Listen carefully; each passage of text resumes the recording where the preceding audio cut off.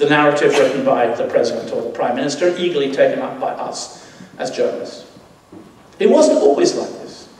Winston Churchill is not one of my heroes. My PhD at Trinity College Dublin was into Irish neutrality in the Second World War, and Churchill was a bully, constantly threatened to re-invade poor old Ireland. But Churchill had a prescience.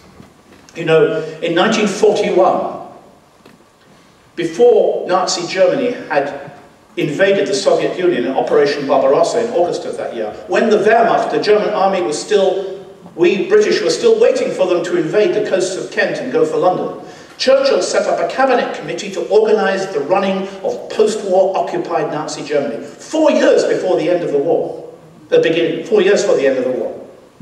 1 year later, Cambridge University started courses for British diplomats to run Germany after the war. We were right up there, in front.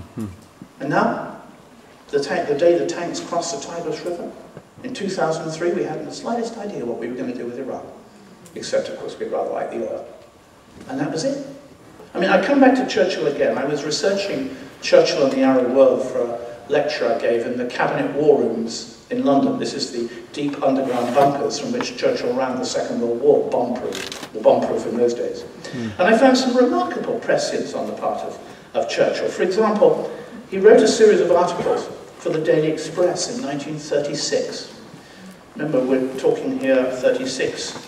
We're talking 12 years before the Nakba, the disaster of the Palestinians, 12 years before Israel's War of Independence. But he was way up front talking about Islam.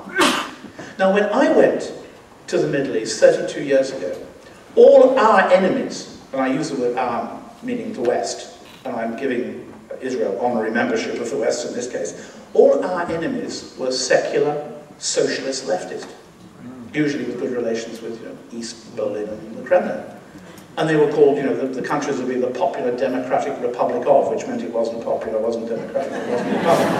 And always our enemies were the Popular Front for the Liberation of Palestine, the Popular Front for the Liberation of Palestine General Command, the Democratic Front for the Liberation of Palestine, etc., etc. But today, without exception, all our enemies are Islamist. They are Hamas, or Hezbollah, or they are Islamic Jihad, or they are Al-Qaeda in Iraq, or Al-Qaeda in the Maghreb, or Al-Qaeda in Afghanistan, or the Taliban. Yet we don't seem to have realized this extraordinary transition. We're fighting people who now fight on the basis of faith. Whether it's real faith, whether it's properly interpreted, is not the point. I suspect very strongly, and I feel it because I live in the Muslim world, that one of the reasons for the frustration and fury that I see and experience there is because Muslims did not lose their faith. Muslims still believe in God. And we largely do not.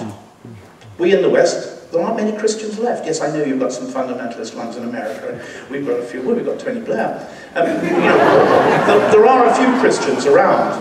But basically, we feel our society represents the results of the Renaissance, the Age of Enlightenment, secularism, human rights, which we tried to bring about through international legislation after the Second World War. This is why our books never say Islam and Christendom. They always say Islam and the West, or Muslims and the West. This is our verbal way of explaining that there aren't many Christians left. And I think that for Muslims to know that they still believe in God, but people who largely do not believe in God can dominate their world, must be an extraordinarily painful experience.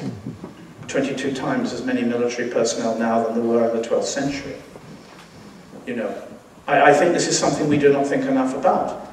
Tariq Aziz, standing next to James Baker when he was Secretary of State to George Bush Sr., said in Geneva just before the 1991 war, 18 million Iraqis cannot be defeated by a computer. But they were, and they were for a second time in 2003. I'm not sure what the answer to all that is, but I think this explains a lot of the Islamist enemies. I use Islamists in quotations and enemies in quotation marks that we now have. By the way, I do not believe in the clash of civilizations. I think that's bullshit. I do not believe it. I live in a Muslim world. My landlord is a Druze. My driver is a Sunni Muslim. My classical Arabic translator is a Shiite. And my optician is a Christian. But I don't even think about it. And I don't say happy holiday to people. On December the 25th, my driver wishes me happy Christmas. And at the end of the Eid, I say Eid Mubarak to my landlord.